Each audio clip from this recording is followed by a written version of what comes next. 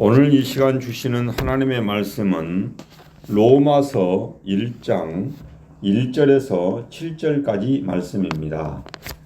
이 계시된 하나님의 말씀을 제가 봉독하도록 하겠습니다. 예수 그리스도의 종 바울은 사도로 부르심을 받아 하나님의 복음을 위하여 택정함을 입었으니 이 복음은 하나님이 선지자들을 통하여 그 아들에 관하여 성경에 미리 약속하신 것이라. 그 아들에 관하여 말하면 육신으로는 다윗의 혈통에서 나셨고 성결의 영으로는 죽은 자들 가운데서 부활하사 능력으로 하나님의 아들로 선포되셨으니 곧 우리의 주 예수 그리스도시니라. 그로 말미암아 우리가 은혜와 사도의 직분을 받아 그의 이름을 위하여 모든 이방인 중에서 믿어 순종하게 하나니 너희도 그들 중에서 예수 그리스도의 것으로 부르심을 받은 자니라. 로마에서 하나님의 사랑하심을 받고 성도로 부르심을 받은 모든 자에게 하나님 우리 아버지와 주 예수 그리스도로부터 은혜와 평강이 있기를 원하노라. 아멘. 서로 우리 이렇게 한번 인사하겠습니다. 부름받은 여러분 잘 오셨습니다. 축복합니다. 사랑합니다. 부름받은 여러분 잘 오셨습니다. 축복합니다. 사랑합니다. 아멘. 여러분 반갑습니다. 현대의 사도 바울이라고 일컫는 힌두족의 위대한 성자 선다싱에게 힌두교에서 기독교로 전향한 이유가 무엇인가 라고 질문을 했습니다. 그랬더니 그는 이렇게 대답했습니다. 그것은 예수 그리스도이십니다. 무슨 신조나 주의나 철학이 아니라 바로 십자가에 못 박혀 죽으셨으며 다시 사심으로 승천하시고 다시 오실 예수 그리스도이십니다. 라고 대답했다고 합니다. 그렇습니다. 오직 한 분 예수 그리스도만이 우리에게 영원한 생명을 가져다 줍니다. 이것이 바로 복음입니다. 기쁜 소식, 복된 소리입니다. 오늘 봉독한 본문 내용을 살펴보면은 이 복음이 무엇인가를 알게 됩니다. 그래서 저는 오늘 본문 내용을 살펴보면서 기쁜 소식 복음이라는 제목으로 함께 은혜를 나누고자 합니다. 여러분, 로마서 1장 1절에서 7절 말씀은 로마서의 도입 부분으로서 로마 성도들에 대한 바울의 인사와 로마서를 집필하게 된 동기를 밝히고 로마서의 기본 주제를 요약하여 제시하고 있는 부분입니다. 그래서 오늘 본문은 바울 사도의 자기소개와 인사말 및 복음의 기본 사항을 요약하여 말씀하고 있습니다. 오늘 봉독한 이 본문은 일반적인 서간체의 형식에 따른 인사말을 하고 있는 그런 부분입니다. 그래서 로마 성도들과 직접적인 대면이 없었던 바울이 자기를 소개하는 그런 내용입니다. 그래서 본문에서 바울은 먼저 자신을 뭐라고 표현하느냐? 예수 그리스도의 종으로서 복음을 위하여 구별된 사람으로 소개하고 있습니다. 이어서 2절에서 4절까지는 바울은 복음의 기본적인 내용인 예수 그리스도에 관한 핵심적인 사항만 간략히 요약하여 제시하고 있습니다. 이를 통해서 볼 때 바울은 형식상 자기소개를 통해서 실질적으로 자기보다는 자신이 예수님의 종이라고, 즉 예수 그리스도를 소개하고 있는 것입니다. 자기를 소개한 것처럼 보이지만 실제적으로는 예수 그리스도를 소개하고 있습니다. 즉 마치 주인과 동행하고 있는 종이 나는 이분의 종으로서 이분은 어떠어떠한 분입니다 라고 소개하는 장면과 같다고 말할 수 있습니다. 즉 이어서 바울은 자신이 특별히 이방인을 위한 사도임을 밝히고 있습니다. 동시에 로마 성도들 역시 이방인들 중에서 부름을 받은 사람임을 상기시켜주고 있습니다. 여기서 우리는 로마서의 수신자들인 로마 교회 구성원들 다수가 이방인들이라는 사실을 알 수 있습니다. 즉 우리는 로마서의 도입 부분을 통해서 복음이야말로 하나님의 구원의 능력이라는 바울의 복음에 대한 확신과 그 복음을 로마 성도들에게 전하고자 하는 고동치는 그 바울의 뜨거운 심장 소리를 우리는 느낄 수 있습니다. 바울을 감동케 하셨던 성령님께서 오늘 우리의 마음과 눈을 열어서 바울이 들려주는 복음을 제대로 이해할 수 있기를 바랍니다. 먼저 1절 말씀을 다시 한번 봉독하겠습니다. 시작. 예수 그리스도의 종 바울은 사도로 부르심을 받아 하나님의 복음을 위하여 택정함을 입었으니. 여러분, 성경 말씀을 깊이 묵상하면서 여러분 이 설교를 한번 들으시길 바랍니다. 1장 1절에 보면은 예수 그리스도의 종 바울은이라고 말합니다. 헬라어로는 아폴로스, 둘로스, 크리스토, 예수 이렇게 나오고 있습니다. 즉 예수님께서 그리스도라는 사실이 기독교의 기본 진리입니다. 그러면 그리스도란 말이 무슨 말입니까? 그리스도란 말은 히브리어의 메시아와 동일하게 기름 부은 자라는 의미입니다. 기름 부음 받은 자. 즉 그분의 신성을 표시하고 있습니다. 예수님은 그리스도인데 기름 부음을 받은 자, 신성. 히브리어는 메시아라고 말합니다. 구약에서 그동안에 기다렸던 그 메시아, 구세주, 그분이 그리스도라는 것입니다. 즉 기름 부음을 받은 자. 여러분, 기름 부음을 구약 시대는 어떤 사람이 받았느냐? 제사장이나 왕이나 선지자가 기름 부음을 받았다는 것입니다. 그 기름 부음을 받은 자와 하나님 사이에 신성한 관계가 성립된다는 사실을 말씀하고 있습니다. 그래서 지기에 임명된 사람에게 여호와의 영, 하나님의 영, 성령이 임하는 것을 상징하고 있는 것입니다. 즉 메시아 혹은 그리스도라는 말은 제사장과 왕과 선지자의 직분을 포괄하는 그런 말인 것입니다. 이는 하나님과 인간 사이를 중보하는 구원자로서의 사역을 수행하고 이를 위하여 성령 충만함을 받은 사람을 가리킬 때 쓰는 말이 무엇이냐? 바로 메시아 그리스도라는 말입니다. 초기교회 성도들이 이러한 두 명칭을 붙여서 함께 사용한 것은 인간 예수님을 메시아 그리스도로 인정하였음을 명백히 증명하고 있습니다. 하나님께서 사랑하는 여러분, 예수님이 여러분들은 어떤 분이라고 생각하십니까? 여러분 신학적으로 예수님을 인간성, 인성만 중요시하는 것도 이단이고 예수님의 신성만 중요시하고 인성을 무시하는 것도 이단으로 취급되었습니다. 그래서 그분은 참 인간이시자 진정한 하나님이심을 말씀하고 있습니다. 여러분, 그분은 우리를 구원해내기 위해서 합당한 진정한 그리스도이십니다. 성경은 예수님이 자기 백성을 저희 죄에서 구원할 자이심이라고 마태복음 1장 21절에서 말씀하고 있습니다. 또한 예수님께서는 그 공생의 사역기간 동안에 메시아에게 요구되는 왕, 제사장, 선지자로서 삼중직을 온전히 성취하였습니다. 예수님께서는 다윗의 자손으로서 유대인의 왕이었으며 그 다음에 어떻습니까? 선지자로서 유대의 종교 지도자들의 외식과 불의에 대해서 하나님의 말씀으로 엄중히 책망했습니다. 이게 선지자의 사역을 다했다는 것입니다. 그 다음에 제사장으로서 거룩한 하나님과 인간 사이의 중보 역할을 온전히 감당하였습니다. 얼마나 많은 중보 기도를 했는지 모릅니다. 그러므로 초기교회 성도들은 예수님께서 그리스도심을 조금도 의심하지 않았습니다. 그들은 예수님께서 그리스도심을 증명하기 위해서 자기의 목숨까지도 아끼지 않았습니다.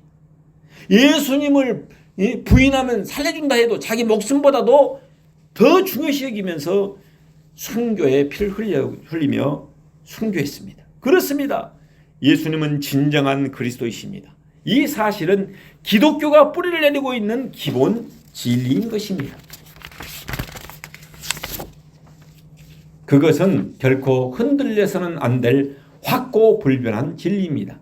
그러므로 우리는 예수님이 그리스도이심을 확실히 믿고 전하며 이 진리를 수호하면서 진리 안에서 자유와 평강을 누리고 살아가야 할 것입니다. 로마서는 서신서의 13권과 그 다음에 공동서신 8권을 포함해서 신약 서신서의 가장 앞부분에 수록되어 있습니다. 로마서가 서신서의 가장 앞에 비치된 것은 제일 먼저 쓰여진 것은 데살로니가 전서가 끼고 그 다음에 데살로니가 후서, 고린도 전서, 고린도 후서, 갈라디아서 이런 순서인데도 불구하고 왜 로마서를 가장 서신서 앞에다가 비치했을까?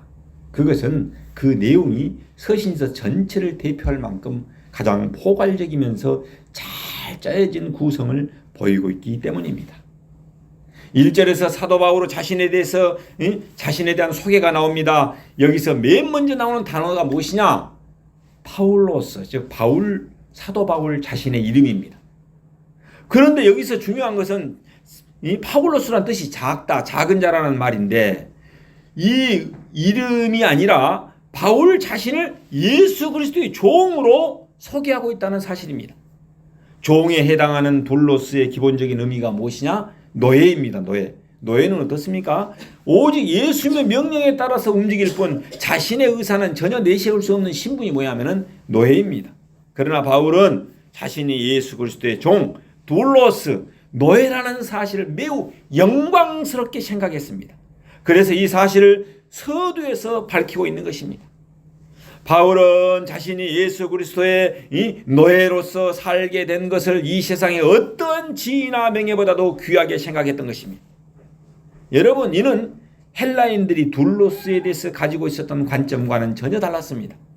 헬라인들은 노예의 지위에 대해서 오직 반감과 모욕감을 느꼈습니다. 그 이유는 종이 된다는 것은 무엇입니까? 자신의 자율성을 파기하는 것과 다른 사람의 뜻에 자신의 의지를 온전히 복종시키는 것을 의미했기 때문입니다. 그래서 바울은 이러한 둘로스라는 단어를 사용하는 데는 두 가지의 사상적 배경이 있습니다. 먼저 큐리오스, 즉 주라는 말의 반대어가 종으로서의 철저한 책무를 의미한다는 점입니다. 바울은 예수님을 자신의 주인 퀴리오스로 인정한다는 측면에서 둘로스라는 표현을 사용했던 것입니다. 여러분, 퀴리오스라는 이 사람이라든지 물건 등에 대한 확실한 소유권자를 의미하는 말입니다. 즉 바울이 예수님을 퀴리오스라고 인정하는 것은 자기 자신이 그분의 소유임을 고백적으로 나타낸 것입니다. 예수님의 소유라는 것입니다. 즉 바울은 예수를 만난 이후로부터 자신에 대한 소유권을 더 이상 자기에게 있지 않고 전적으로 그분에게 있음을 인정했던 것입니다. 그에게 있어서 둘로스가 가지는 의미가 무엇이냐? 자신을 죄에서 구원해 주신 그리스도 예수에 대한 순수한 사랑에서 기인한 자발적인 그런 고백이었습니다. 핍박자요 회방자였던 사울 청년이 다메섹 도상에서 부활하신 예수님을 만나서 이방인의 사도로 기름 부음을 받은 후에 유럽과 로마 세계를 다니면서 갖은 고난을 무릅쓰고 복음을 전하다가 결국엔 순교의 피를 흘렸던 바울의 생애를 돌아보게 됩니다. 여러분, 이는 구원주 되시는 예수님을 영접하고 믿는 예수님의 종, 즉 목사나 선교사나 성도님들이 추구해야 할 삶의 목표와 생활 양식이 어떠해야 함을 돌아보게 합니다.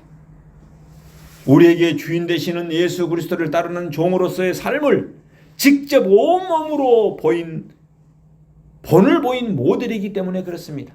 그래서 바울은 뭐라고 합니까? 고린도전서 11장 1절에서 내가 그리스도를 본받는 것 같이 너희도 나를 본받아라 라고 말씀합니다. 하나님께서 사랑하는 여러분, 구약에서 이 말은 위대한 하나님의 사람들을 표현하는 상투어로 쓰였습니다. 여러분, 모세의 십계명을 받은 사람이 누구요? 모세이죠. 근데 모세가 뭐라고 하냐면 위대한 하나님의 사람 모세는 하나님의 종 둘로스라고 표현했습니다. 자기를 하나님의 노예라는 것입니다. 둘로스. 또 여호수아 또한 하나님의 종 둘로스였던 것입니다.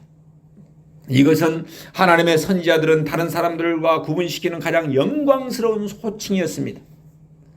바울이 자신을 예수 그리스도의 종으로 말하는 데에는 자신도 이와 같은 구약의 인물들과 마찬가지로 하나님의 일꾼임을 자랑스럽게 여긴다는 뜻인 것입니다.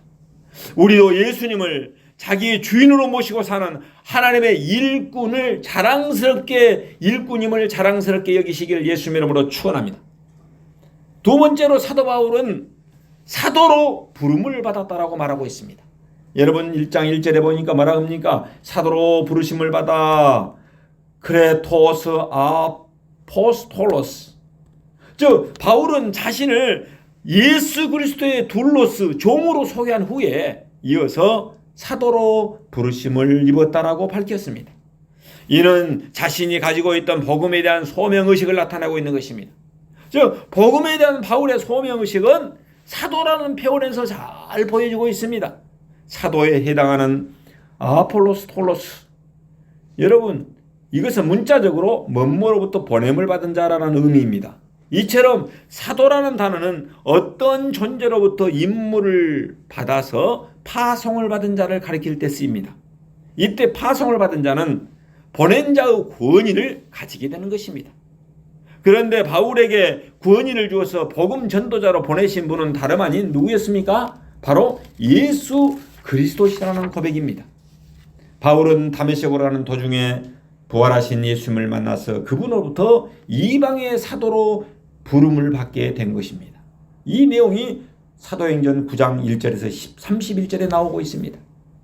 부활하신 예수님께서는 대제사장에게 공문을 받아서 예수님의 이름을 부르거나 그 도를 쫓는 사람들을 모두 결박하여 끌어오고자 다메섹으로 달려가던 완악한 사울에게 직접 나타나셨습니다. 그리고 직접 사울을 부르셨습니다. 사울아, 사울아, 내가 어찌하여 나를 박해하느냐? 사도행전 9장 4절에 나온 말씀입니다. 5절에 뭐라고 합니까? 대답하되 주여 누이시오니까 이르시되 나는 내가 박해하는 예수라. 여러분 이것이 사울이 바울로 바뀌어 사도가 된 동기였습니다. 당시에는 제자들 중에는 사도 바울의 사도성을 의심하는 사람들이 적지 않았습니다. 왜냐하면 바울은 다른 12제자들처럼 예수님께서 지상 사역을 행할 때 사도로 부름받은 자가 아니었기 때문에 그렇습니다. 직접 사도 바울은 예수님을 눈으로 본 적이 없습니다. 그러나 사울은 부활하신 예수님으로부터 직접 부름을 받은 사도였다라고 고백하고 있습니다. 따라서 사도 바울은 그의 서신서 13권 중에서 빌립보서, 데살로니가, 전서, 후서, 빌레몬서 등 4권만을 제외하고 모든 서신서 첫머리에 뭐라고 이야기하냐?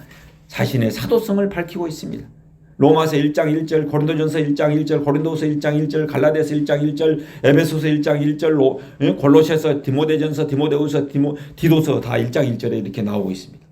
이처럼 바울이 자신의 사도성을 밝히는 것은 자신이 쓴 서신서가 구원의 진리임을 담고 있음을 수신자들과 독자들로 하여금 확신시키기 위해서인 것입니다.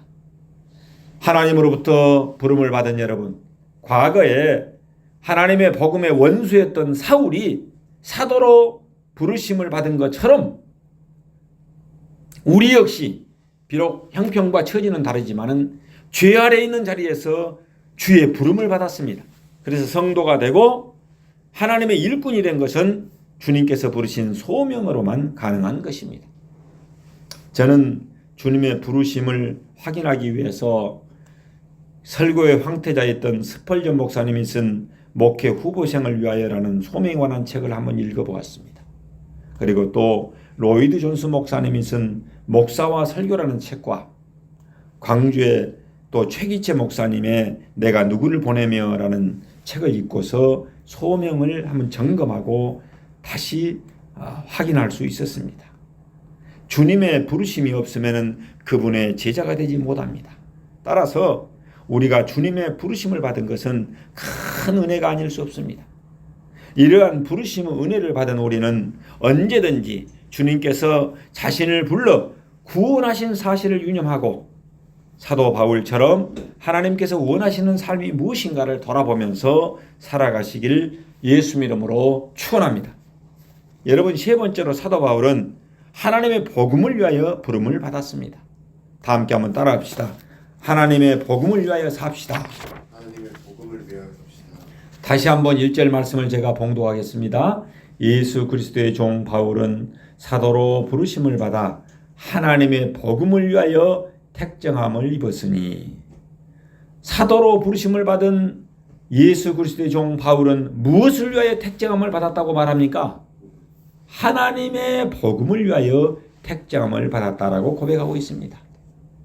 여기 왜 바울은 예수 그리스도의 복음이라고 표현하지 않고 하나님의 복음이라는 표현을 사용했을까요? 이는 예수 그리스도가 바로 하나님이라는 사실을 전달하기 위한 의도적인 표현인 것입니다. 즉 바울은 절대 권위를 지은 하나님을 거론함으로써 로마서를 접하는 독자들에게 자신이 전하는 복음이 바로 하나님의 복음임을 알려주기 위한 그런 목적이었던 것입니다. 바울은 복음이 바로 하나님의 소유임을 명확히 함으로써 복음의 중요성을 부각시켰습니다.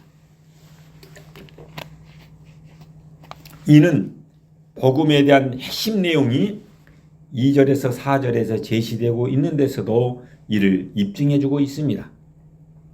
복음에 해당하는 유앙겔리온은 좋다라는 뜻이 있는 유와 소식이라는 뜻의 앙겔리온을 합성해서 유래하여서 좋은 소식, 굿 뉴스라는 문자적인 의미를 지니고 있습니다. 여러분, 죄로 인해서 영원히 멸망받을 수밖에 없는 비참한 운명을 지닌 인간에게 메시아 예수님께서 오셔서 우리의 모든 죄를 대속하심으로 말미암아 예수를 믿는 사람은 누구든지 아무런 조건 없이 영원한 구원에 동참할 수 있게 되었다는 이 기쁜 소식보다도 더 기쁜 소식이 어디에 있겠습니까? 그래서 한경진 목사님은 이 말씀을 우주가 감동할 만한 기쁜 소식이라고 표현했습니다. 여러분, 부름받은 성도님이라면 누구든지 복음을 위한 소명을 잊지 말아야 합니다. 예수 그리스도의 종 바울은 사도로 부르심을 받아서 하나님의 복음을 위하여 택정함을 입었습니다. 여러분, 1절에서 하나님으로부터 여러 국민의 은혜를 열거한 사도 바울은 이 모든 것이 오직 복음을 위하여라고 밝히고 있습니다. 복음을 위하여. 다시 말해서 하나님께서 베풀어 주신 은혜의 힘과 역량을 다 집중해서 복음을 전해야 한다는 것입니다. 그리고 성도라면 누구든지 이러한 사명을 잊지 말아야만 합니다. 그렇다면 하나님께서 왜 그렇게 복음을 증거하게 하시는 것입니까? 그것은 바로 복음이 인생의 모든 것이 되기 때문에 그렇습니다. 여러분, 가난한 사람에게 가장 시급하게 주어야 할 것이 무엇일까요? 구걸하는 자에게는 금이나 은을 주어야 할 것 같지요. 맞습니다. 우리는 그들에게 돈이나 은과 금도 시급히 주어야 합니다. 그러나 사실은 그보다 더 중요한 것이 있습니다. 성경에 보면은 우리 예수님께서 가난한 자들을 구제하기 위해서 앞서서 그들에게 먼저 복음을 전파했습니다. 마태복음 11장 5절에 보면은 맹인이 보며 못 걷는 사람이 걸으며 나병 환자가 깨끗함을 받으며 못 듣는 자가 들으며 죽은 자가 살아나며 가난한 자에게 복음이 전파된다 하라라고 말씀합니다. 예수님의 제자 베드로와 요한을 보십시오. 여러분, 그들은 성전 미문에 앉아 구걸하면서 이 구걸하는 나면서 안진뱅이 된 자에게 무엇을 주었습니까? 금입니까? 은입니까? 돈입니까? 여러분, 돈이나 금이 있었더라면 그것도 아마 주었을지 모릅니다. 하지만 그들은 금도 은도 없어서 전혀, 금도 은도 없는 것이 전혀 개의치 않았습니다. 그들은 우선 그에게 무엇을 주었습니까? 금과 은보다 더 귀중한 메시아 그리스도 예수님을 전해 주었습니다. 그때 상상할 수 없는 치유의 역사가 일어나 버렸습니다. 그가 그 자리에서 안진뱅이가 벌떡 일어나는 기적이 일어나 버렸던 것입니다. 하나님께서 사랑하는 여러분, 안진뱅이가 그 기뻐하는 모습을 한번 상상해 보십시오. 그가 하나님께 감사하며 찬양하는 모습을 한번 상상해 보십시오. 과연 복음이 아니면 이러한 일들이 일어날 수 있었겠습니까? 여러분, 복음이란 바로 이런 것입니다. 복음이란 희망이 없는 사람에게 희망이 됩니다. 사랑이 없는 사람에게 사랑이 됩니다. 복음은 자유가 없는 사람에게 자유가 됩니다. 생명이 없는 자에게 생명이 됩니다. 그래서 복음 앞에 다음과 같은 말을 갖다가 놓으면 파워풀한 단어가 되어버립니다. 즉, 희망의 복음, 사랑의 복음, 기쁨의 복음, 생명의 복음, 구원의 복음이 됩니다. 바로 이것 때문에 우리 하나님께서는 우리가 상상할 수 없는 다방면의 은혜를 주시며 복음 증가하는 일에 동참하게 하시는 것입니다.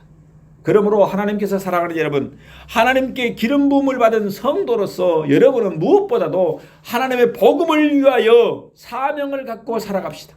사도 바울처럼 하나님께서는 저와 여러분의 힘과 역량을 모아서 복음을 누리고 나누고 살아가기를 원하고 계시는 것입니다. 마지막으로 바울은 언제 예수님의 종과 사도로 부름을 받았습니까? 1절 후반절에 택정함을 입었으니 아폴리스 메노스, 택정함을 입었으니라고 말하고 있습니다. 이 말은 무엇입니까? 구별되어진, 분리된, 따로 노인이라는 그런 의미입니다. 즉 이는 복음 사역을 위하여 사람을 따로 세우시는 하나님의 행위에 대해서 사용하는 단어가 바로 뭡니까? 이 택정함을 입었으니 라는 말입니다. 즉 그리스도인들이 불신자들에게서 분리되는 것, 즉 불신자들에 의해서 신자들이 분리되는 것, 그리스도인들이 그 형제들에게서 따로 물러나는 것에 대해서 사용하는 단어가 바로 이 아리스 메노스입니다. 즉 신약에서 택정하다로 번역된 아폴리조는 언제든지 구별과 관련된 용례로 사용되었습니다. 이 개념이 바울에게 있어서 결정하다, 임명하다라는 그런 의미와 같습니다. 즉 특별히 바울의 생애에 있어서 이 단어가 여기 외에도 사도행전 12장 2절과 갈라디아서 1장 15절에서도 발견됩니다. 갈라디아서 1장 15절에 보면은 하나님께서 바울을 어머니의 태로부터 택정했다라고 말함으로써, 즉 그의 사도됨의 기원이 태어나기 이전부터였음을 보여주고 있습니다. 또한 사도행전 13장 2절에서는 바울이 1차 전도여행을 떠나기 전에 성령께서 안디옥 교회 제자들에게 그들을 따로 세우라라고 말씀하였습니다. 즉 제자들이 성령의 명령에 순종해서 그들을 따로 세우고 안수하는 문맥에서 이 단어를 사용하고 있습니다. 이로 말미암아서 바울은 사도로 본격적인 생애를 시작하게 됩니다. 하나님께서 창세전에 예정된 여러분, 여기서 택정함을 입었으니라는 바울이 자신의 사도로서의 선별되어 택정함을 받은 것이 이미 과거로부터 이루어져서 지금까지 계속되고 있는 일로서 하나님의 변치 않는 예정에 근거되었음을 고백하고 있는 것입니다. 즉 하나님은 당신의 종을 미리 준비시키십니다. 1절에서 바울은 자신이 하나님의 복음을 위하여 택정함을 입었다라고 했습니다. 즉 바울이 이 고백과 같이 바울은 하나님께서 미리 준비시킨 그런 종이었던 것입니다. 바울은 헬라 문화의 3대 중심지 하나인 갈리기아 다소에서 태어났습니다. 그곳에 태어나가지고 헬라 철학을 섭렵했던 것입니다. 그리고 로마 시민권도 가지고 있었습니다. 그는 또한 당대 석학 가말리엘의 문화에서 율법을 철저하게 수학했습니다. 그는 바리새인 중에 바리새인이었던 것입니다. 열심으로는 교회를 박해하고 율법의 의로는 흠이 없는 사람이었던 것입니다. 바울은 다메섹 도상에서 부활하신 예수님을 만나기 전에는 앞장서서 교회를 박해했던 자였습니다. 예수님을 부인했던 자였습니다. 그렇지만 그의 뛰어난 자질과 열정 그리고 높은 학식은 이후 그가 하나님의 복음을 위해서 쓰임을 받을 때 있어서 무엇보다도 유용한 도구들이 되었던 것입니다. 그렇다면 하나님께서 바울을 택하여 부르신 목적이 무엇일까요? 무엇 때문에 하나님께서 바울에게 이와 같은 과정을 거치게 하셨을까요? 바울로 하여금 성경을 기록해서 인류를 죄로부터 구원하기 위함이었던 것입니다. 신약 성경 중 절반 가까이를 바울이 쓴 저작품들입니다. 세상 학문에 대한 바울의 높은 학식과 율법에 대한 깊은 지식은 바울로 하여금 이러한 일들을 충분히 감당해내도록 하기 위한 하나님의 섭리였던 것입니다. 다음으로는 바울은 이방인의 사도로 세우셔서 유대인의 벽을 뚫고, 유대인의 벽을 넘기가 얼마나 힘듭니까? 유대인의 벽을 뚫고 이방인에게도 복음을 전하기 위해서 했던 것입니다. 그래서 바울처럼 준비되지 않았더라면 복음이 유대인의 높은 벽을 뛰어넘기가 아마 어려웠을 것입니다. 이를 위해서 하나님께서는 바울로 하여금 유대인이자 열심히 있는 바리새인으로서 또한 당시의 시대적인 배경에 따라서 로마 시민권을 소유한 자로 준비를 시키는 것입니다. 하나님께서는 하나님의 복음을 위해서 필요한 사람들을 미리 고르시고 그로 하여금 그 일을 충분히 감당해낼 수 있도록 훈련시키신 것입니다. 우리는 다 이러한 하나님의 섭리 가운데 있는 사람들인 것입니다. 그래서 장신대 신대원 들어갈 때요, 철학도 시험을 받고 교양 과목도 있었던 이유가 바로 무엇인지를 저는 이해할 수 있었던 것입니다. 왜 보수교단에서는 그 필요 없다 해갖고 가르치지도 않고 공부도 안 하는데 철학, 교양 공부를 해야 되는 거예요. 그리고 시사 있잖아요. 돌아가신 시사, 신문을 봐야 돼. 시사를 모르면 시험이 나오니까 안 되는 것이었던 것입니다. 그러므로 하나님으로부터 부름받은 여러분, 지금 여러분이 임하고 있는 삶의 자리가 주님의 일을 위한 준비의 자리인 것을 잊지 마시길 바랍니다. 아직 학업에 임하고 있는 학생들은 그것이 주님의 일을 위한 기초의 작업이라는 것을 아셔서 더 열심히 공부하고 연구하고 준비하시길 바랍니다. 고통과 어려움 가운데 있는 사람들을 주님께서 연단을 통해서 우리를 성숙시킨다는 사실을 잊지 마시길 바랍니다. 장신대 신대원을 가면요, 서울대 법대 졸업한 사람도 와 있고 서울대학을 졸업해갖고 의사로서 전문의로서 이렇게 한 사람도 와 있어요. 고대 교수도 와 있더라고요. 무엇입니까? 철저히 하나님이 준비시켜서 하나님 나라의 일꾼으로 삼으시기 위한 준비 작업이었다는 사실을 우리는 알 수 있습니다. 또한 지금 모든 일이 잘 되는 사람들도 자만하지 마시고 바울처럼 하나님 나라의 복음을 위해서 헌신하시기를 축원합니다. 그렇다면 복음은 구체적으로 무엇을 말하는 것입니까? 한번 따라합시다. 예수 그리스도가 곧 복음입니다. 여러분 2절에 보면 바울은 이렇게 말합니다. 이 복음은 그 아들에 관하여 성경에 미리 약속하신 것이라. 이 복음은 그 아들에 관하여 예수 그리스도에 관하여 성경에 미리 약속하신 것이라고 말하고 있습니다. 여기서 그 아들이란 무슨 말입니까? 하나님의 아들 예수 그리스도를 말하고 있는 것입니다. 따라서 복음이란 예수 그리스도에 관한 하나님의 약속이라는 말인 것입니다. 즉 예수 그리스도 자체가 복음이라는 것입니다. 복음이라는 말의 문자 속에는 기쁜 소식, 복된 소리라는 의미가 들어있습니다. 여러분 세상에서도 화다한 기쁜 소식들이 있습니다. 전쟁에 나간 아들이 살아 돌아왔다는 소식, 얼마나 기쁜 소식입니까? 10년이나 넘게 아기를 못 낳는 여인이 마침내 등남했다는 소식, 얼마나 기쁜 소식입니까? 남편이 승진했다는 소식, 아들이 취업에 합격했다는 소식 등 무수히 기쁜 소식들이 많습니다. 그러나 이 모든 소식들보다도 더 기쁘고 복된 소식이 있습니다. 그것이 무엇입니까? 바로 예수 그리스도에 관한 소식인 것입니다. 그 이유가 무엇입니까? 무엇 때문에 예수 그리스도에 관한 소식이 가장 기쁘고 복된 소식이겠습니까? 예수님은 요한복음 6장 51절에서 자신이 산 떡이니 하나님이 사람들이 그것을 먹으면 영원히 살 것이라고 말씀하였습니다. 10장 9절에서는 자신은 양의 문이니 누구든지 자신으로 말미암아 들어가면 구원을 얻을 것이라고 말씀하였습니다. 예수님은 우리에게 영원한 생명을 주시기 위해서 오셨다는 말씀인 것입니다. 여러분 그분의 신령한 양식과 음료를 먹고 예수님을 믿으면 우리에게 영원한 생명을 주신다는 말씀인 것입니다. 그렇기 때문에 예수님에 관한 소식이 가장 기쁘고 복된 소식인 것입니다. 하나님께서 사랑하는 여러분, 세상에서 구원의 기쁜 소식보다 더 크고 기쁜 소식이 어디 있겠습니까? 죽은 자를 살릴 수 있다는 소식보다도 더 간절한 소식이 어디 있겠습니까? 그런데 예수님이 인류의 구원자로 오신 것입니다.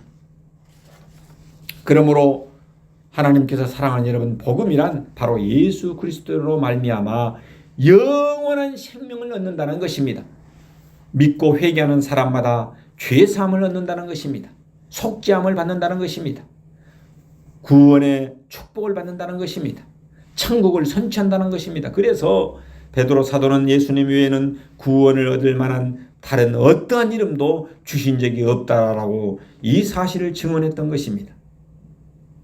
대림절 네 번째 주간을 맞이하여 시몬과 안나 등 믿음의 선진들은 그 메시아 그리스도를 기다림으로써 맞이했던 것입니다.